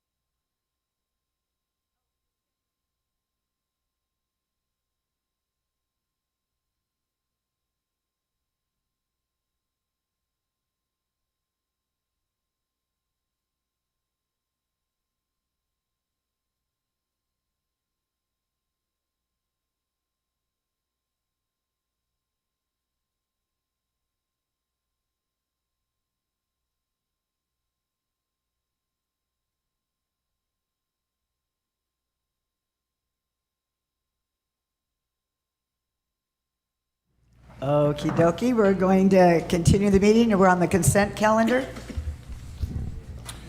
Thank you. Item number 1, seeking approval of the minutes from the December 12th, 2023 regular council meeting and the January 9th, 2024 special council meeting. Approval. Number 2, approval total expenditures for December 4th, 2023 through December 31st, 2023 totaling $2,810,388.38. Item 3, resolution of City Council of the City of Avalon appointing a director and alternate director for California Intergovernmental Risk Authority, Board of Directors, and California Transit Systems Joint Powers Authority. Item 4, appointment of Southern California Association of Governments Regional Conference and General Assembly Delegate, that being Mayor Marshall. Item 5, adopt ordinance amending Title II, Chapter 2-2, Section 2-2.307, City Manager Powers and Duties of the Avalon Municipal Code. Item 6, authorize the Harbor Master to renew the attached list of waterside permits for 2024. Item 7, adopt a resolution authorizing the City Manager to execute and file state documents for approved transportation projects and activities. I'll move to approve items 1 through 7 on consent. I'll second. I was going to make a joke, but I'll keep it to myself. Yeah. Oh, just think if we had our little thingies. They're so much fun. I can't wait. Okay, I have a motion and a second. Councilmember De La Rosa? Aye. Councilmember Lavelle? Aye. Councilmember Schickling? Aye. Mayor Pro Tem Ponce? Aye. Mayor Marshall? Aye. All ayes. And the neat thing about that is when you hit, because this way when we do it, we vote, we know how everybody is doing it, but when you're just hitting the magic button, you don't know what they're doing. Right, that's So to say it's more of a yeah, surprise. it's really a You can surprise. also raise hands. If you wanted to, you could just raise hands. There's no requirement now. Oh, as long good as the vote is idea. recorded. I think we should have to Well, whistle. if they're going to fix it, we're going to use it. I think Okay. it's cute. Okay, public hearing? All right, item number 8 is a public hearing. This is an appeal of the Planning Commission action number 23-26 of Planning Commission item 2854, denying a site plan and a variance at 335 Wrigley Terrace Road. And to initially present this on behalf of the city is Kelly Rebuttal. Okay, so I think we need to open the public hearing. Good evening, Mayor. Yeah, good evening, Mayor and Council. At the December 6, 2023 Planning Commission meeting, public hearing was held to consider a site plan review and a variance to allow a 6-foot-tall masonry wall to be located at the front property line, as well as gated carport pergolas for auto-wet parking pads in the front setback area. Both of those items do require variance per the Avalon Municipal Code, as fences and walls are generally not allowed to exceed 42 inches in the front setback area, and structures are also not supposed to encroach into the front setback area. Staff recommended denial of the application as submitted at the Planning Commission hearing, as not meeting minimum code requirements for findings of approval related to the design of the structure, as well as inconsistencies with the general plan.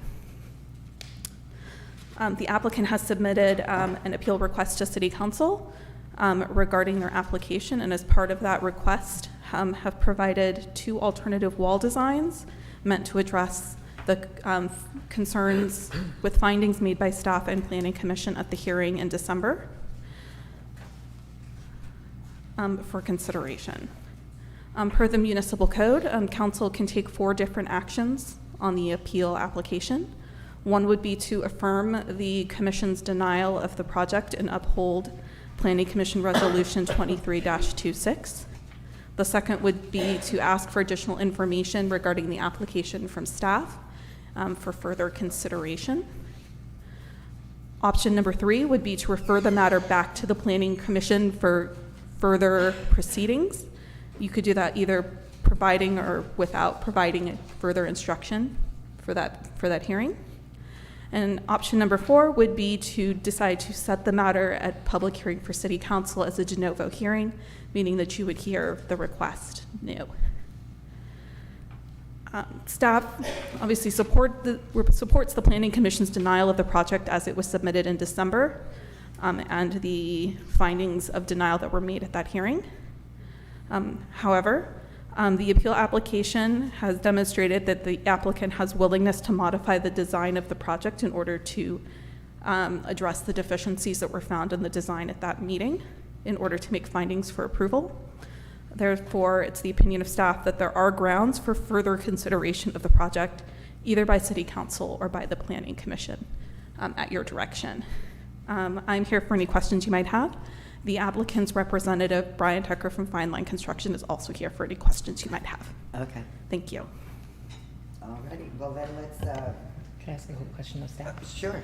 So the Planning Commission has not been able to review this with the revised plans as we have them That is here, correct. That was only Okay. presented as part of the appeal application. Okay. They only saw the original 6-foot tall masonry wall design at their Okay. hearing. Okay, thank you. Okay. Public comment?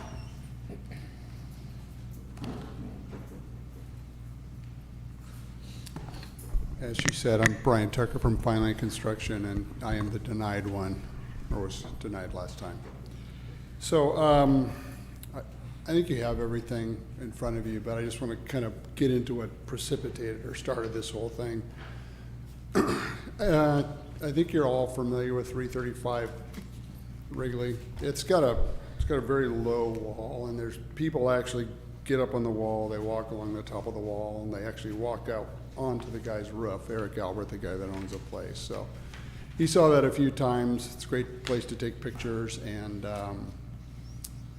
very concerning for him, obviously, from a liability standpoint. And we even had one incident where not too long ago, somebody actually went over his fence and inhabited his house, and there was a big incident, especially for this little town, where somebody actually discharged a firearm through the door at Cheers. I think Grayson was one of the people that was up there, yeah. And that kind of freaked him out a little bit. And he wanted to do something about it really quick and keep it from happening again. And the reason he started off with the tall wall is because there is a section of wall that he already has that's lower, that has iron on top of it, and the person just stepped over it and got in that way.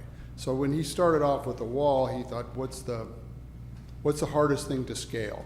How can this not happen again? How can I protect myself and the public? And that's why he started off with a tall wall. And we get that there's view concerns and all of that. He just wanted to start with that. And as Kelly said, he's willing to work with, he understands there's view concerns, and he's willing to work with that as well. But we do need to get something done to secure the property for sure, because we don't want somebody, that on the other side of that 23-inch wall, there's an 11-foot drop down the concrete.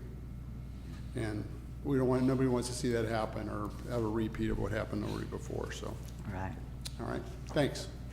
Thank you, Brian. Any other comments? Okay. Council? Wait, you need to close the public hearing. Thank you. Close the public hearing. When I was speaking to Dave, if we go ahead and do what the Planning Commission, when they approve of their denial, they would have to wait 6 months to try this again. If we sent it back to the Planning Commission with these changes, they could do that sooner than, because I would rather see it go back with Plan B, because I don't want to see a wall. But if we send it back to them, have them represent, it would probably get approved that way. But if we deny it, they're going to have to wait at least 6 months to try this again. So I would rather us, Right, refer it because they back to them. obviously have done work and do have options. Right. So- I guess, but that night they didn't. Right. So. Right. So I agree. If that's the course to move this along, we just send it back to them. Yeah. That would also keep it under the same file number, keeps it under the same planning commission file. It sends it back to them for further consideration, affirming this decision, but sends it back to them for further consideration, and also save the applicant that 6-month waiting period, if that's your choice. Is that Brian? All right. And then the next Planning Commission meeting that he could be on, though, because of the timing, would be next month, right? It'd be February. February, okay. So Kelly, you'll be seeing it again. Okay. So what would the motion would be to, Take it, send it back, well, refer. Scott, I just want to make sure, Scott, from that standpoint, are we accurate and that I think that the See. appropriate motion would be See, yeah. to deny the appeal and to refer the matter back to the planning commission for consideration of the alternatives presented to the city council. so moved. I'll second. Okay, moved and seconded. Further comments? The vote, please. Councilmember De La Rosa? Aye. Councilmember Lavelle? Aye. Councilmember Schickling? Aye. Mayor Pro Tem Ponce? Aye. Mayor Marshall? I'm raising my hand. All ayes. Aye. Okay, item number 9. Thank you. Under general business, item number 9, we are seeking for a council to adopt a resolution ratifying prior action of the city manager and making the appropriate findings and proclaiming the existence of a local emergency caused by significant storm surge on January 10th, 2024. And just for council's attention, the basis for this is that that storm surge, really 2 storm surges, but the final one on January 10th, caused some significant sinkholes and erosion under portions of Pebbley Beach Road that Jackie Cordero spoke about earlier today that we're addressing this week, and we have to address these as soon as possible. But we do not know what type of funding may be available down the road, so this really allows us to engage with Jordan Construction, which we already did to try to get them scheduled before we could get to you, and also keeps the door open, the options open for us to pursue any potential funding we can get, and we don't know if there's any, but we have to go forward. Okay, good. Is there a motion? I'll make a motion to adopt the resolution ratifying prior action of the city manager and making the appropriate findings and proclaiming the existence of a local emergency caused by significant storm surge on January 10th, 2024. I'll second. Moved in second. No further comment. Call for the vote. Councilmember De La Rosa? Aye. Councilmember Lavelle? Aye. Councilmember Schickling? Aye. Mayor Pro Tem Ponce? Aye. Mayor Marshall? Aye. All ayes. Thank you. Item number 10 is a Waterside project application from Hutopia, asking council to make the affirmative finding the conditions set forth in the Avalon Municipal Code have been met and grant a Waterside project application to Hutopia with the following conditions, that being that all operations to load and unload passengers will take place on the Pleasure Pier floats or Cabrillo Mole floats on a space available basis, except on cruise ship days when all loading and unloading will be from floats on the Pleasure Pier. And item 2, applicant abides by the standard list of conditions of Waterside permit holders.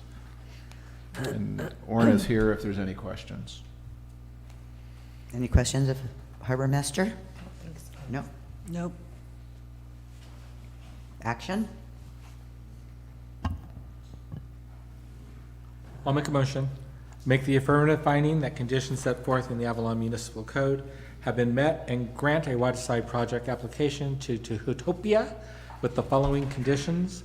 1, all operations to load and unload passengers will take place on the Pleasure Pier floats or Cabrillo Mole floats on a space available basis, except on cruise ship days when all loading and unloading will be from the floats on the Pleasure Pier.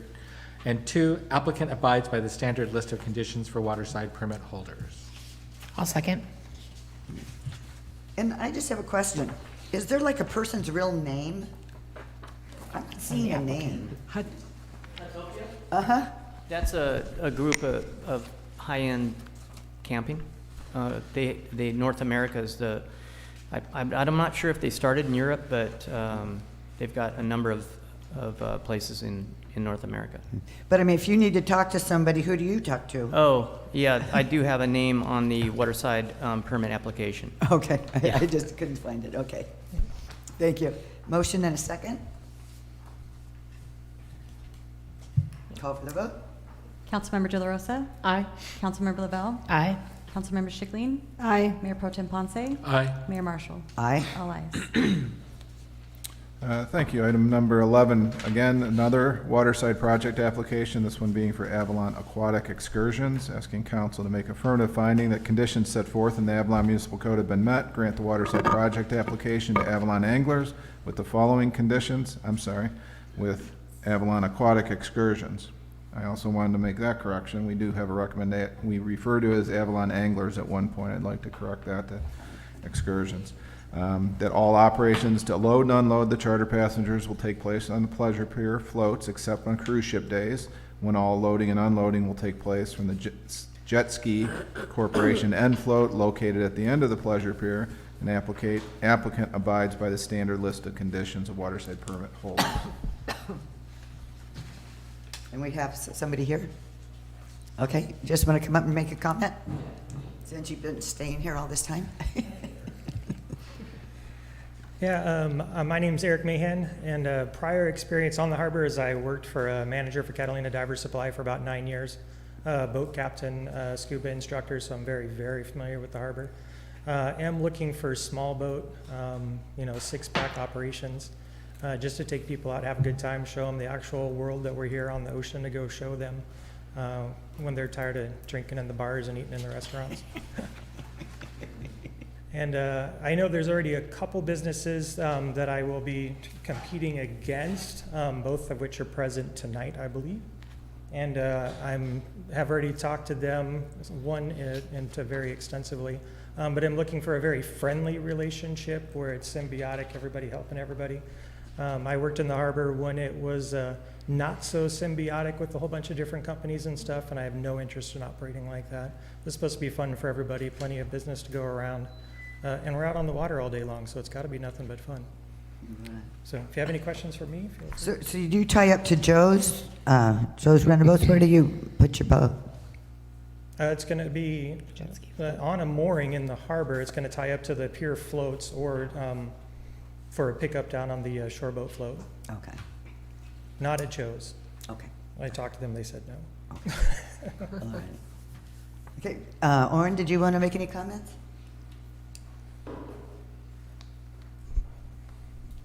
Well, we often have a lot of conversations regarding these waterside permits because we do have to work out float space. I'm particularly become concerned for cruise ship days, and that's when everything is being used at the max. Mm-hmm. But no, Eric has been really receptive to making adjustments, and he did talk to Scott and work out the ability to tie his boat on cruise ship days to the Jet Ski Corp float. Oh, okay. So he's mitigated the issues that I was concerned about. So I'm very happy about that. Okay, great. Did anybody else want to comment? Hi, Yolanda Say, 230 Beacon. I just want to say I'm very excited about Eric getting a waterside permit, and he did mention about talking to other competitors. I want to just, we're all in this together, so I feel like we're not in competition with each other, and I welcome everything because there's enough business to go around for everyone. And it was our first year on the pier, and it was successful. And I was there one time during the canoe race, mm-hmm. and the float had to be disconnected because of the storm. And I just want to say the harbor did a fantastic job because it was scary. You know, we had to disconnect and all these racers coming in, and it was a busy day still. And I was on the pier actually on a booth with the parasail boat coming in and out, picking up people on the pier and watching all the companies work together, communicating on radio. We're on this float F, float B, you know, everybody just worked together, and that's the way it should be all the time. And I think the harbor's doing a great job. Thank you. Thank you. Okay. Okay, so we're good. If no other comments? Oh, Arn. No, I'm fine. I'm just. Oh, okay. I'll make a motion to make the affirmative finding that conditions set forth in the Avalon Municipal Code have been met and grant the Waterside project application to Avalon Aquatic Excursions with the following conditions: that all operations to load and unload charter passengers take place on Pleasure Pier floats, except on cruise ship days when all loading and unloading will be from the Jet Ski Corp. End float located at the end of the Pleasure Pier, and that the applicant abides by the standard list of conditions for Waterside permit holders. Okay, I'll second. moved in second, call for the vote. Councilmember De La Rosa? Aye. Councilmember Lavelle? Aye. Councilmember Schickling? Aye. Mayor Pro Tem Ponce? Aye. Mayor Marshall? Aye. All ayes. Thank you. Item number 12 is Council Chambers Audiovisual System Upgrade. This is very much needed. I want to thank Jamie Milak for doing all the research on this in the background, and we're in a position now, we're asking council, per the city's procurement policy, authorize the city manager as designated to execute an agreement with Key Code Media to upgrade the AV system within the city council chambers for a not to exceed sum of $125,000. This item is budgeted in the information systems budget account 10135-6611. And if you have any specific questions about this particular choice, Jamie's here to answer, but I know he's done the background on this. Yeah, does anybody have any specific questions regarding the upgrade? The only one that I had, Jamie, was about, and I was trying to go through the list to see if I could figure out which pieces were what. If there's any room amplification in case there is noise from the public in the room, and or if there's any clippable mics for wearing as opposed to. We did talk about the clip Lapel mics, mics, yeah. but they recommended not using those because there's been too many incidences with those where council people walk away with them and they're still hot. And gone in there. I think we saw seeing this. They highly recommended not going with those. Okay. But the new microphones will be much better than the ones we have now. Okay. You'll be able to be further away. You don't. We need to don't talk have to directly. do this. Right. Yeah, so they'll be much better. Awesome. And as far as acoustics, they won't include anything for that, but the nice thing about Key Code is they have all kinds of options we can continue to add with their Okay. system, and that we could definitely look into that. In the future, if we decide Yeah. to. Yeah, Mhm. okay. And how about something for the hearing impaired? Oh, the Like headsets? a closed cap or Closed caption your headsets, you mean? Or? Well, I don't know what they do, but when people come in and they can't hear, Mhm. is there something they could put on, or, I don't know how that works. yeah. Otherwise, we can. I'm sure we can project a closed caption. They could definitely. So if they're provide that. sitting out there and they can't hear what we're saying, Yeah. they'll be able to read. Correct. A Okay. closed cap, which we can actually do right now with Zoom. Okay. That's Well, it does say right a now. participant has their closed caption on, so. Yeah, we Yeah. generally have Spanish on, and Okay. then, so I don't know if we can do closed caption, English, and Spanish translation, but we'll look into that. Okay. But for your perspective, you would have all new mics, new monitors. The rest of the stuff would be on the back end of it. But what it's really going to help us out with is the transitioning to Zoom, the video conferencing. That's not going to go away, even though you do have to be in person. But we're still going to have people attending via Zoom, Microsoft Teams. The system we have does not support that. It's a piecemeal system. That's why you see all these issues we have with this. I don't have to tell you guys that. You've all lived through it. So, And I've been here 10 years. What's this? And look at how dusty that is. yeah, it hasn't been cleaned in 10 years either, Annie. So what was it for? I think to use in conjunction So, with. yeah, Yeah. Jamie, so our current system, when there's a presentation on the TV, does the sound come out of the TV, or do we have speakers somewhere else? for that? No, currently, that's another issue we're having. As you saw during the hospital meeting last week, we don't know why that stopped working. But yeah, so normally if somebody does a presentation, the audio would go through the speakers. Oh, okay, because Yeah. I am one of those people, I have really, one ear is almost completely dead. But so I do, a lot of times when there's presentations on TV, I have a very hard time hearing it. So can This you hear will- it better out there and not up here? It would, both. I mean, broadcast, it would be different, it'd be much better, and then also in here in council So chambers. it's all gonna- Yes. Okay. It'll have a much better, it's called compression. So Okay. it's gonna have a much better compression system.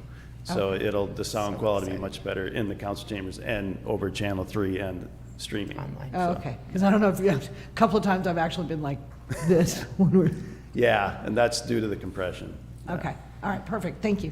So anything that moves us into the 2020s and out of the 1900s is great. Right?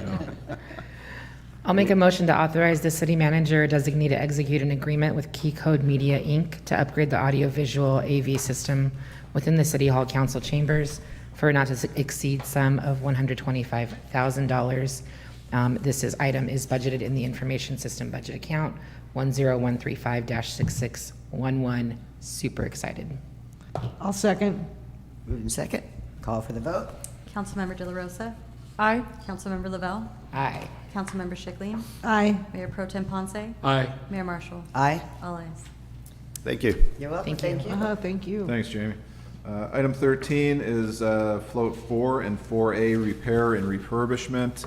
This is to authorize the city manager to enter into an agreement with Catalina Boatyard, Inc. for repair and refurbishment of Cabrillo Mole floats 4 and 4A for a total contract price of $97,312. I'm here if you need to ask any questions about that. Last year, we did floats 5 and 5A, but floats 4 and 4A are what, 20% larger, roughly? Yeah, roughly 20% larger, and the same workload as last year, also with the same time constraints. So our goal is to get the floats out in February, and then we have to have them in by the end of March. So it's really a big ask, but we did this last year with float 5, and it worked out really well. I appreciate the level of work. I remember how nice the floats last year looked when they were done too, so.